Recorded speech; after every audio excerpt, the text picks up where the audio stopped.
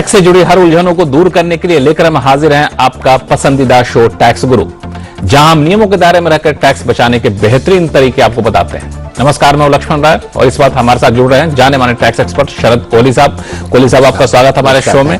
और मुझे लगता है कि आपके चेहरे को देख के कि टैक्स पेयर्स के लिए बहुत कुछ आप रिसर्च करके आए हो जो टैक्स बचा सकते हैं। हमेशा की तरह टैक्स तो बचाना ही है और दर्शकों के लिए तो जरूर बचाना है। तो अगले आधे घंटे तक कहीं जाइएगा नहीं, क्योंकि इस शो में बहुत कुछ खास आपको बताने वाले हैं। मसलन अगर आपने अपने घर को किराए पर दे रखा है तो इससे होने वाली आमदनी पर टैक्स बचाने के क्या क्या है तरीके, कौन कौन से डिडक्शंस का फायदा उठाकर छोटे कारोबारी घटा सकते हैं टैक्स की देनदारी, और साथ में भी बताएंगे जीएसटी में टर्नओवर सीमा पार करने के बाद कब लागू होता है ई इनवॉइस। ये बहुत महत्वपूर्ण मुद्दा है, इसको जरूर गौर से सुनिएगा हर छोटे कारोबारी जो जीएसटी से शामिल है। लेकिन सबसे पहले शुरुआत करते हैं उन लोगों के लिए जो आजकल प्रॉपर्टी को खरीदते तो हैं लेकिन इसको किराए पर दे देते हैं। सोचते हैं प्रॉपर्टी के दाम बढ़ेगा तो बढ़ेगा, साथ में किराया भी आता रहेगा तो दोहरा फायदा होगा। और ये प्रचलन आमतौर पर काफी लंबे समय से देखने को मिला है। अब प्रॉपर्टी के रेट जब कम थे लोगों ने खरीद लिए, अब रेट बढ़े हैं तो लोग किराए पर देकर उसका फायदा भी उठा रहे हैं। लेकिन एक हमेशा मन में दुविधा होती है कि किराए से जो आमदनी होती है उस पर क्या टैक्स देना पड़ेगा, टैक्स देना पड़ेगा तो कितना देना पड़ेगा, टैक्स बचाने का कोई तरीका है क्या। तो मैंने रिक्वेस्ट किया था कोहली साहब से, तो कोहली साहब ने बहुत अच्छे से रिसर्च किया। कोहली साहब, ये हर हाउस प्रॉपर्टी के मालिक के लिए एक दुविधा है, कुछ ऐसा तरकीब बताइए जो उनको पता ना हो। जी हाँ, देखिए, इनकम फ्रॉम हाउस प्रॉपर्टी, जो इनकम के 5 हेड्स हैं लक्ष्मण, उसमें से एक इनकम फ्रॉम हाउस प्रॉपर्टी इसको बोलते हैं। एचपी शेड्यूल होता है आयकर रिटर्न में। तो वैसे तो बहुत पुराना इनकम हेड है और किराए पे तो लोग सालों से किराए पे प्रॉपर्टी पे देते हैं, पर मैंने देखा है कि लोगों को उसकी बारीकियां नहीं पता होती। तो उसमें जब आप किराए की इनकम लेते हैं तो सबसे पहले तो आपको जो आप बहुत सारे लोग पूछते हैं साहब हमने खर्चा किया या रिपेयर किया, कहीं कोई और खर्चा किया, तो इसकी हमें क्या कोई डिडक्शन वगैरह नहीं मिलेगी। तो आयकर ने 30% डिडक्शन, इसमें स्टैंडर्ड डिडक्शन उसको बोला जाता है। तो बहुत कम लोग जानते हैं। एक तो स्टैंडर्ड डिडक्शन वो होती है जो मशहूर है, जो सैलरी पे चलती है। यहां भी एक स्टैंडर्ड डिडक्शन है जो कि आपके किराए के 30% हिस्से पे आपको माइनस, इसमें सब वो खर्चे आपके आ जाए। आप कोई कहे कि मैंने 30% से ज्यादा खर्च किया है तो साहब 30% पे आके आपको रुकना पड़ेगा। इस 30% में क्या मेंटेनेंस चार्जेस भी जुड़े होते हैं? इसमें सब कुछ जो आपने प्रॉपर्टी पे खर्च किया है वो सब इस 30% में, आपने भला नहीं भी खर्च किया है तो भी आपको 30% ये मिल जाता है। इसमें कोई प्रूफ देने की आपको जरूरत नहीं है, सीधा आप इनकम फ्रॉम हाउस प्रॉपर्टी से 30% घटा सकते हैं। अच्छा, तो ये मान लिया जैसे कि बहुत कुछ लोग करते हैं कि किराया दे दिया घर पे का, रेंट आप मुझे दीजिए लेकिन जो मेंटेनेंस चार्ज है वो आप सीधा सोसाइटी को दे दिया करिए। तो ऐसे केस में क्या होगा? तो जो किराया ले रहा है उसको 30% फिर भी मिलेगा। ये किराया ले रहा है फिर भी उसको 30% मिलेगा ही मिलेगा। मेंटेनेंस, इसमें सभी चीजें लक्ष्मण, रिपेयर वगैरह भी कवर होता है। और इसके अलावा आप जाएं तो लोग हाउस टैक्स पे करते हैं। वो हाउस पूछने वाला था मैं, हाउस टैक्स भी पे करते हैं, म्युनिसिपैलिटी टैक्स होता है। तो आप टैक्स बोलने लगते हैं ना तो मैं आपका चेहरा पढ़ लेता हूं, तो मुझे लग रहा था आप बोलने वाले। तो हाउस टैक्स, म्युनिसिपल टैक्सेस जिसको कहते हैं, उसको भी आप घटा सकते हैं। बहुत सारे लोग मैंने देखा लक्ष्मण इसको भूल जाते हैं, क्योंकि आपका इनकम टैक्स रिटर्न फाइल करने की डेट कुछ और होती है, हाउस टैक्स की डेट कुछ और होती है। अलग अलग राज्यों में अलग अलग होती है, अलग अलग शहरों में अलग अलग होती है वो। और एक और डिडक्शन लक्ष्मण जो मैं यहां जिक्र करना चाह रहा था, जो कि आमूमन भूल जाते हैं। होता क्या है, 12 महीने रेंट पे चढ़ा रहा, मान लीजिए 20,000 रुपए महीना रेंट था। अब ऐसा भी हो जाता है कई बार आपके जो किराएदार साहब हैं वो रेंट नहीं दे पाए, एक आध महीना मिस हो गया। तो अब इनकम टैक्स होती है एक्रूअल बेसिस पे, 20,000 इंटू 12, 2,40,000। भले मिला हो ना मिला हो आपका एक्रूअल होगा। परंतु अब आपकी इस बात पे आया तो मिलाओ ना मिलाओ, तो अनरियलाइज्ड रेंट किसी महीने में अगर नहीं आया आप उसको घटा सकते हैं। तो जबकि आपको, तो इसका ठीक तरीका क्या है कि पहले आप 12 महीने का रेंट मिला लें, उसके बाद जिन जिन महीनों का रेंट आप मिस हो गया है, मतलब जो आपके किराएदार साहब नहीं दे पाए हैं, उनको आप अनरियलाइज्ड रेंट के अंतर्गत घटा सकते हैं। तो जरूरी नहीं है कि आपका किराया नहीं आ रहा है तो आप उसको पूरे साल का आपको टैक्स देना है। वो डिडक्शन आप क्लेम करनी मत भूलिए, ये ध्यान रखना। और लक्ष्मण, एक और इसमें पेच है कि टोटल स्टैंडर्ड डिडक्शन घटाने के बाद तब आप अनरियलाइज्ड रेंट कैलकुलेट करेंगे, पहले नहीं करेंगे आप। और हाउसिंग लोन तो है ही है, उसको क्यों भूलते हैं, जिसका हम अक्सर चर्चा करते हैं। आपने जो हाउसिंग लोन लिया हुआ है उसको आप अगर किराए पे दिया हुआ है तो कोई लिमिट नहीं है, सारा का सारा ब्याज आप घटा सकते हैं। अगर आप स्वयं उसमें रहते हैं तो 2 लाख रुपए तक की सेक्शन 24 की जो लिमिट है वो अप्लाई करेंगे। अच्छा, स्वयं आप रहते हैं और हाउसिंग लोन लिया हुआ है तो 2 लाख रुपए तक का अप्लाई करेंगे, लेकिन वहां पर अगर कुछ खर्च होता है तो उसको आप किसी तरह से डिडक्शन नहीं ले सकते। वहां पर फिर स्टैंडर्ड डिडक्शन नहीं आएगी। स्टैंडर्ड डिडक्शन तो किराए से आने वाली इनकम। लेकिन मैं यकीन के साथ कहता हूं कि जितना कुछ आपने बताया कि किराए पे दी हुई प्रॉपर्टी पे क्या बचा सकते हैं, इतना कुछ तो मुझे लगता है हर घर के मालिक जानते भी नहीं होंगे। बहुत सारी बारीक चीजें जिनको पता नहीं होगा। अब लक्ष्मण, यह है कि वैसे तो किराए पे आने वाली इनकम बहुत पुरानी एक हेड है, जैसे मैंने कहा बहुत सालों से चली आ रही है, पर क्योंकि ये इसको अमूमन एक साइड इनकम माना जाता है कि आप मुख्यतः कहीं नौकरी करते हैं, बिजनेस, चलो भाई मकान भी किराया आता है वहां से, तो उस वजह से क्या है इसकी बारीकियां कई बार मिस हो जाती हैं। क्योंकि हम तो देखिए लक्ष्मण, हम तो एनकरेज करते हैं कि करदाता स्वयं अपनी रिटर्न फाइल करे। तो जब आप स्वयं रिटर्न फाइल करते हैं तो आपको बारीकियां भूल जाते हैं। तो इन सारी बारीकियों का ख्याल रखिएगा। और हमारे टैक्स गुरु के इस एपिसोड का या हर एपिसोड का यूट्यूब लिंक भी रहता है, तो जब भी आप रिटर्न फाइल करने जाएं, घर किराए पर दे रहे हो, आमदनी हो रही हो, तो इसको फिर से सुनिएगा। तो बहुत बारीक बातें कोहली साहब ने बताया। इस बीच कई सारे कॉलर्स हमारे साथ जुड़ चुके हैं। चलते हैं सबसे पहले गुरुग्राम, जहां से केहर सिंह साहब हमारे साथ फोन लाइन पे हैं। सिंह साहब नमस्कार। नमस्कार लक्ष्मण जी और टैक्स गुरु शरद कोहली जी। नमस्कार, कैसे हैं आप? बस बढ़िया सर, आप सुनाइए। हम लोग बहुत अच्छे हैं, बहुत बहुत धन्यवाद। अब तक हमारी चर्चा आपने सुनी भी होगी हाउस प्रॉपर्टी को लेकर के। आपका क्या सवाल है? सर मेरा प्रश्न टैक्स गुरु प्रोग्राम में शामिल करने के लिए मैं सिंह वैसी आवाज का धन्यवाद करता हूँ। जी जी, मैं कई वर्षों से टैक्स गुरु कार्यक्रम को देख रहा हूँ और इससे काफी कुछ मैंने सीखा है। अरे वाह। मेरा प्रश्न हाउसिंग लोन से संबंधित है। As per income tax rules, घर का निर्माण कार्य पूरा होने के बाद सेक्शन 24B के अंतर्गत लोन इंटरेस्ट को 5 इंस्टॉलमेंट में क्लेम किया जा सकता है। लेकिन मान लीजिए मेरा कुल इंटरेस्ट कंस्ट्रक्शन पीरियड के दौरान 4 लाख है, तो क्या मैं इसे 2-2 लाख की 2 इंस्टॉलमेंट में क्लेम कर सकता हूँ या इसे 5 इंस्टॉलमेंट में ही क्लेम करना जरूरी है? सेकंड पार्ट है कि मैंने सेकंड पार्ट पे आऊंगा, पहले पार्ट का जवाब ले लेते हैं, सेकंड पार्ट आपसे लूंगा केहर सिंह साहब। पहले पार्ट का जवाब ले लेते हैं। हाँ बताइए केहर सिंह जी। देखिए, जो नियम ये कहता है कि जो प्री कंस्ट्रक्शन पीरियड होता है, यानी कि जब तक आपको पोजेशन नहीं मिला होता, उसका ब्याज आप इकट्ठा करें, वो केहर सिंह जी 5 इंस्टॉलमेंट्स में ही मिलेगा। भले ही 4 लाख हो, 5 लाख हो, 2 लाख हो, वो पूरे अमाउंट को आपको 5 हिस्सों में डिवाइड करना पड़ेगा। 5 बराबर होना चाहिए। 5 बराबर होना चाहिए। वो बराबर ही मिलेगा। हाँ, टोटल कैप 2 लाख का जरूर है, वो 2 लाख का कैप रहेगा। अगर आप 2 लाख एक्सीड कर रहे हैं तो आपको फिर वहीं रुकना पड़ेगा। 2 लाख क्या? 2 लाख की जो टोटल अभी जो जिसका हम जिक्र कर रहे थे, ये तो कह रहे हमारे 4 लाख का कॉस्ट है। नहीं, इनकी तो ब्याज तो 4 लाख का है। परंतु जो 2 लाख की सेल्फ ऑक्यूपाइड पे जो मिलती है सीलिंग है, वो सीलिंग तब भी अप्लाई करेगी। तो बाकी 5 हिस्सों में, तो इनका सवाल ये है कि क्या इसको 5 हिस्सों में बांटने की बजाय क्या हम 1-2 साल में इसको निपटा सकते हैं? तो वो नहीं चलेगा। वो 5 साल में ही केहर सिंह जी इसको लेना पड़ेगा। जी, 5 साल में लेना होगा। केहर सिंह साहब, दूसरा सवाल क्या बता रहे थे? सर मैंने हाउसिंग लोन फाइनेंस कंपनी से हाउसिंग लोन लिया है और कंपनी जो है वो डायरेक्ट बिल्डर को पेमेंट कर रही है। As per income to rules, buyer की ये रिस्पॉन्सिबिलिटी है कि वो 1% टैक्स डिपॉजिट करवाए। लेकिन इस केस में एज ए बायर मैं डायरेक्टली बिल्डर को पेमेंट नहीं कर रहा हूँ, वो हाउसिंग कंपनी पे कर रही है लोन इंस्टॉलमेंट को।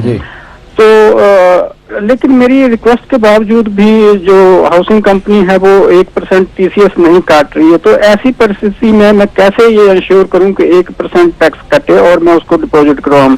इस बारे में इनकम टैक्स रूल्स क्या कहते हैं? देखिए केहर सिंह जी, ये टैक्स काटना जो है ये उस कंपनी की जिम्मेवारी है जो पेमेंट कर रही है। तो एक तो आपको ये चीज देखनी होगी, अगर वो नहीं काट रही है तो मैं आपको सलाह ये दूंगा, आप उनसे एक बार क्लैरिफिकेशन लेके वो क्यों नहीं काट रहे हैं। और अगर वो चाहते हैं कि आप इसको काटें, वैसे कायदे से रिस्पॉन्सिबिलिटी, क्योंकि पेमेंट वो कर रहे हैं, करनी आपने थी, पर क्योंकि नियम यही कहते हैं कि housing finance company direct payment करती है, तो आप उनसे एक बार चेक कर लें। हो सकता है कट रहा हो और बिल्डर के 26AS में दिख रहा हो, इसमें आप बीच में से बाहर हैं। हाउसिंग फाइनेंस कंपनी और बिल्डर के बीच का मैटर चल रहा है, हो सकता है काट के सीधा बिल्डर के 26AS में दिख रहा हो। मैं आपको सलाह ये दूंगा कि आप एक बार उस कंपनी से चेक करें कि वो काट रहे हैं कि नहीं काट रहे, पहली बात। दूसरी बात, अगर वो काट रहे हैं तो कहां जमा कर रहे हैं, क्या पता आपके 26AS में वो रिफ्लेक्ट कर रहा हो। और अगर वो बिल्कुल ही नहीं काट रहे हैं तो फिर आपको ये जिम्मेवारी लेनी पड़ सकती है केहर सिंह जी। तो आपको मैं सलाह दूंगा कि आप इसको जरूर चेक करें, क्योंकि TDS ना काटना एक आयकर अधिनियमों के अंतर्गत ऑफेंस माना जाता है। हालांकि इस बात की तारीफ करनी पड़ेगी कि केहर सिंह साहब ने खुद बहुत रिसर्च किया है। बिल्कुल रिसर्च किया और इस बात की जिम्मेवारी मानते हैं कि इस पे टैक्स कटना चाहिए, इस पे TCS होना चाहिए, और जो कि नहीं किया जा रहा है। जी, और मुझे लगता है कि इस बात का भी असर है। केहर सिंह साहब बता रहे थे बहुत लंबे समय से टैक्स गुरु देखते हैं। मुझे लगता है कि टैक्स गुरु के सारे दर्शकों को एक दिन हमें कहीं पर बहुत बड़े एक लंबे चौड़े हॉल में, स्टेडियम में बुलाना चाहिए और उन्होंने आज तक जो सीखा है, अब तो मुझे लग रहा है हमें उनसे सीखना चाहिए। क्या बात। केयर सिंह साहब, तो कोई दुविधा नहीं है आपके अंदर? जी नहीं, बस मेरा यही था कि वो काट नहीं रही है, मैंने वो कंफर्म कर लिया बता दिया आपको कि काटना चाहिए, नहीं काट पाए तो उनसे पूछिए क्या वजह है, और फिर भी कोई कंफ्यूजन बना रहे तो आप टैक्स ग्रुप को लिखिएगा, दोबारा से हमारे टैक्स एक्सपर्ट आपको आगे की रणनीति बताएंगे।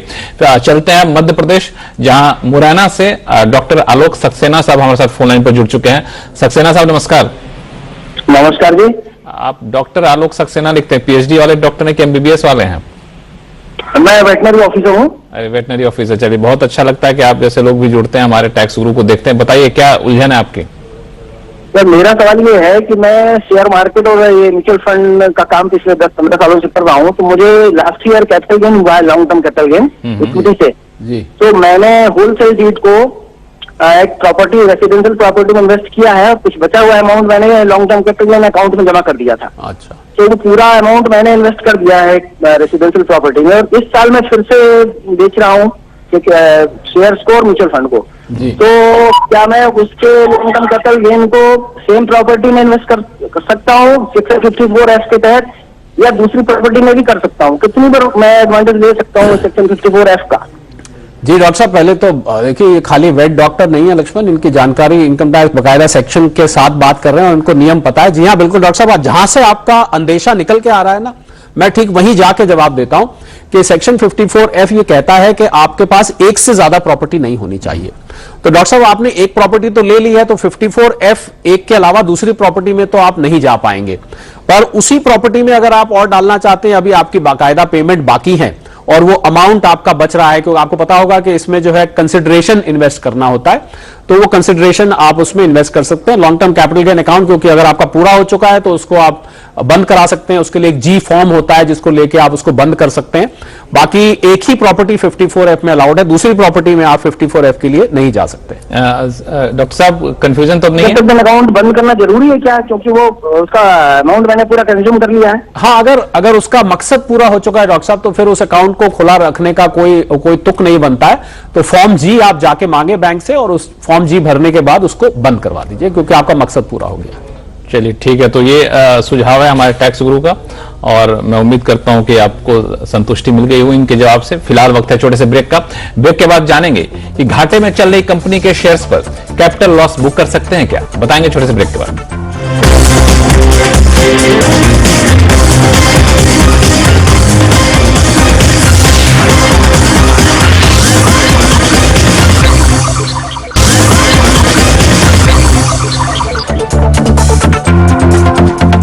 ब्रेक के बाद एक बार फिर से आपका स्वागत है।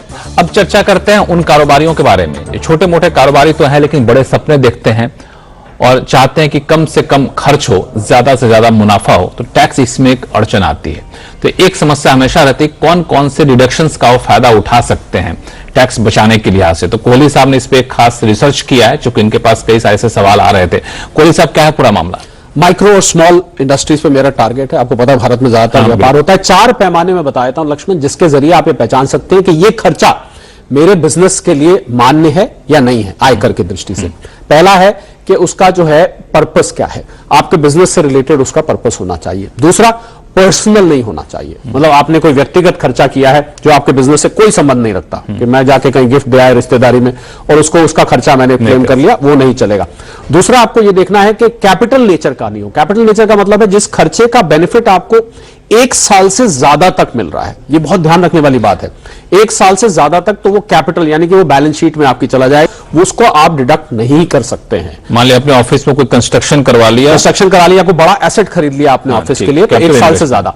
और आखिरी है कि वो उस साल में एक्रू होना चाहिए, यानी कि खर्चा जिस साल की आप रिटर्न फाइल करने जा रहे हैं, जिस साल के उस साल का खर्चा होना चाहिए। कई बार ऐसा होता है लक्ष्मण के खर्चा हम करते हैं, वो 2 साल की पेमेंट एक साथ कर देते हैं, तो उसमें 1 साल की पेमेंट आपको मिलेगी, 1 साल का आप कैरी ओवर करेंगे। तो 4 पैमाने इसको जरूर ध्यान में रखना चाहिए। अब इसमें एक और चीज बताइए जो आपने नहीं बताया, वो है कि मान लीजिए लोन पे हम कोई पेमेंट कर रहे हैं, लीव इनकैशमेंट के तौर पे कुछ पैसा खर्च कर रहे हैं, क्या उसको भी हम लोग शामिल करें? एक और मान लीजिए हमने ऑफिस है, ऑफिस में फ्रिज है, फ्रिज के लिए हमने कोक खरीद के ले आए या फिर कोल्ड ड्रिंक ले आए, बिल्कुल मिलेगा, बिल्कुल मिलेगा। आपके बिजनेस से संबंधित, जैसा कि मैंने कहा कि उसका पर्पस आपके बिजनेस को प्रमोट करना, बिजनेस को बढ़ाना, बिजनेस को ऑपरेट करना, बिजनेस को फंक्शन करना, इसमें वो कवर होता है। आपने ये जितनी बातें कही, लोन कब आए, फ्रिज में कोक की बात करी, ये सब मुझे बिजनेस से संबंधित दिखाई दे रहे हैं। छोटे मोटे पार्टी वार्टी कर ले एम्प्लॉय के साथ, कर रहे हैं, वो भी आपका स्टाफ वेलफेयर में जाता है, वो भी बिल्कुल मान्य होगा। तो बिल्कुल जो सब टिप्स बताए हमारे टैक्स गुरु ने, शरद कोहली साहब ने, उसका ख्याल रखिए तो छोटे कारोबार में भी आप बेहतर मुनाफा कमा सकते हैं, आप अपने टैक्स बचा सकते हैं, और बहुत बारीक से बारीक चीजें हैं। तो दिल खोल के खर्चे करिए, और टैक्स बचाने के उपाय तो कोहली साहब ने बता ही दिए। और कोई कंफ्यूजन हो तो हम लोग यहाँ बैठे हुए हैं। अब फिर से शुरू करते हैं सवाल जवाब का सिलसिला। सबसे पहले चलते हैं चेन्नई, जहां से के धर्मेंद्र जी हैं। दरअसल इनका ईमेल आया है, ये शेयर बाजार के निवेशक हैं, और इनके साथ क्या है कि इनके पास कई ऐसी कंपनियों को शेयर हैं जिसमें अब ट्रेडिंग नहीं होती है या फिर डिलिस्ट हो चुकी है। अब वो जानना चाहते हैं कि उन कंपनियों के शेयर पे जो कैपिटल लॉस हम बुक कर सकते हैं, क्या तरीका क्या हो सकता है? कोहली साहब। जी हाँ, धर्मेंद्र जी के लिए सलाह मेरी ये है लक्ष्मण, के आपको एविडेंस ऑन रिकॉर्ड लगाना पड़ेगा, क्योंकि आप उस पर क्लेम कर रहे हैं कि अब ये शेयर ट्रेड नहीं होता है, तो मेरे लिए तो बहुत बड़ी बात है, नहीं बिक ही नहीं सकता। तो उसके लिए आपको एविडेंस लगाना पड़ेगा कि ये अब कंपनी का शेयर ना तो ट्रेड होता है ना ये बिक रहा है। कुछ लोग क्या करते हैं, मैं बता देता हूं, प्रैक्टिकल बात बताता हूं। कुछ लोग क्या करते हैं, अपने किसी दोस्त को उसको ट्रांसफर कर देते हैं 1 रुपए पे, 2 रुपए पे, और क्योंकि जब आप ट्रांजैक्ट कर देते हैं, उसको सेल कर देते हैं, तो फिर तो आप लॉस बुक कर ही लेते हैं। तो ये भी तरीका लगाया जाता है, पर ज्यादा इंपॉर्टेंट बात यह है कि आपके पास पूरा एविडेंस ऑन रिकॉर्ड होना चाहिए कि अब ये कंपनी के शेयर ट्रेड नहीं हो सकते, और मुझे ये पैसे की वसूली अब नहीं हो पाएगी, और मेरे लिए अब ये पूरा का पूरा नुकसान हो चुका है, तब आप इसको क्लेम कर सकते हैं। अच्छा, तो ये एक कंडीशन है, लेकिन ट्रांसफर करना ज्यादा मुझे लगता है कि प्रैक्टिकल। हाँ, वो कुछ लोग करते हैं, मतलब इसको हम बहुत ऑफिशियल वो तो नहीं ले सकते, पर कुछ लोग, क्योंकि ट्रांजैक्शन दिखाना होता है, जब आप लॉस बुक कर रहे हैं तो किसी के हाथ में गया और आपको घाटा हो गया, तो वो थोड़ा सा ऑथेंटिक हो जाता है कि भाई मैंने बेच दिया और घाटे पे बेच दिया। हालांकि मुझे लगता है इसमें सेबी और इनकम टैक्स डिपार्टमेंट के बीच में एक तालमेल बैठा कर कुछ एक सोल्यूशन निकालना चाहिए। बिल्कुल निकालना चाहिए। निवेशक बढ़ रहे हैं, ऐसी कंपनियों की संख्या भी बढ़ेगी धीरे धीरे जो डिलिस्ट हो जाती है, और ऐसी कंपनीज की मुझे लगता है एक लिस्ट पोर्टल पे डाल दी जानी चाहिए, जिससे कि आप आसानी से डिपार्टमेंट भी उसको वेरीफाई कर सके। तो ये एक सुझाव है टैक्स गुरु की तरफ से इनकम टैक्स डिपार्टमेंट को और सेबी को। तो कई बार सुझाव माने भी गए हैं, हमने देखा है कि बजट में भी आपके कई सारे सुझाव थे जिनको माना गया। बिल्कुल, और बड़ी खुशी होती है इस बात को सुनकर कि आपकी आवाज दूर दूर के गलियारों में पहुंचती है। इस वजह से हम लोग समय समय पर आपकी शिकायतों को, आपके दुख दर्द को हम लोग इनकम टैक्स डिपार्टमेंट के पास पहुंचाते भी रहते हैं। चलिए फिलहाल वक्त है छोटे से ब्रेक का। ब्रेक के बाद जानेंगे कि जीएसटी में कब कब लागू होता है ई इनवॉइस, बताएंगे छोटे से ब्रेक के बाद।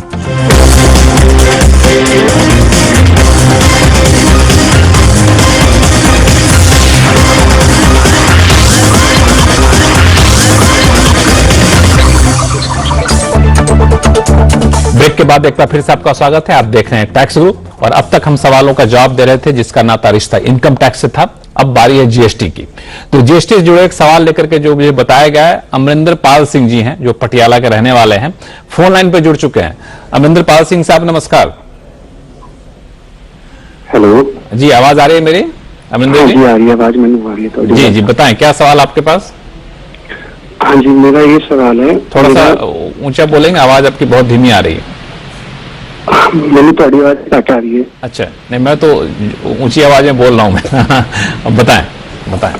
हाँ जी, मेरा ये सवाल है, मेरा मेडिकल एंड सर्जिकल इक्विपमेंट का बिजनेस है। ठीक है। 1 जनवरी तो मेरा टर्नओवर 5 करोड़ तो एक्सीड हो चुके हैं। तो मैं पूछना चाहना कि जेडी ई इनवॉइसिंग है वो सानू अप्रैल तो मेंटेन करनी है या जनवरी तो ही स्टार्ट करनी है? ठीक है, हमारे साथ टैक्स गुरु शरद कोहली साहब हैं जो पंजाबी बोलते हैं, तो पहले पंजाबी में इनको जवाब दे दीजिए। पंजाबी में ज्यादा कंफर्टेबल नहीं है। पंजाबी में पूछा है, पंजाबी में करता हूं, फिर बाकी दर्शकों के लिए हिंदी में। जी हाँ, बिल्कुल अमरिंदर जी, ਤੁਹਾਨੂੰ ਜੇ ਤੁਸੀਂ ਤੁਹਾਡੀ ਟਰਨਓਵਰ ਵਿੱਚੇ ਕ੍ਰਾਸ ਹੋਈ ਹੈ ਤੇ ਤੁਹਾਨੂੰ ਪਹਿਲੀ April 24 ਤੋਂ ई ਇਨਵੋਇਸਿੰਗ ਸ਼ੁਰੂ ਕਰਨਾ ਹੈ। ਸੋ ਤੁਸੀਂ ਵੇਟ ਕਰ ਸਕਦੇ ਹੋ 1 April तक। ਉਹਦੇ ਬਾਅਦ ਜੇ ਤੁਹਾਡੀ ਟਰਨਓਵਰ ਘਟ ਵੀ ਗਈ तो ਤੁਹਾਨੂੰ फिर भी ई इनवॉइसिंग करनी पड़ेगी। हिंदी में बता देता हूं, अगर आपका 31 मार्च से पहले क्रॉस हो गया है 5 करोड़, तो आप 1 अप्रैल से ई इनवॉइसिंग शुरू करेंगे, और उसके बाद अगर आपकी टर्नओवर घट भी जाती है तब भी आप ई इनवॉइसिंग करते रहेंगे। नया नियम ये आया है और फ्रॉड्स को चेक करने के लिए है, सिस्टम को स्ट्रीमलाइन करने के लिए। लक्ष्मण, मैं उम्मीद करता हूं अमरिंदर जी ਤੁਹਾਡੇ सवाल का जवाब मिल गया होगा। हाँ जी बिल्कुल जी, बहुत बहुत धन्यवाद जी। मैं पूछना चाहूँ अमरिंदर जी से, कोई कंफ्यूजन तो नहीं? तो कैसे पूछूंगा पंजाबी में? कि होर कोई कंफ्यूजन तो नहीं तानू? और कोई कंफ्यूजन तो नहीं तानू अमरिंदर जी? नहीं सर जी, हो भी क्लियर नहीं चलो, कंफ्यूजन। कभी कोई कंफ्यूजन हो तो आप टैक्स गुरु को संपर्क करिएगा और टैक्स गुरु आपके सवालों के जवाब ऐसे ही देते रहेंगे।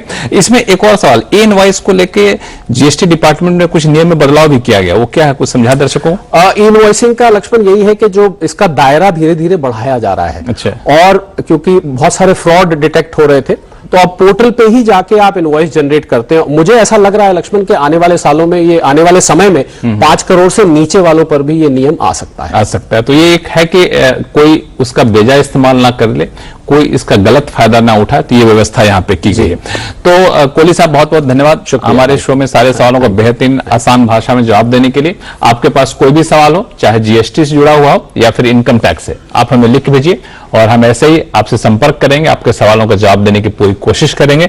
और टैक्स गुरु में फिलहाल इतना ही। देखते रहिए CNBC आवाज। नमस्कार।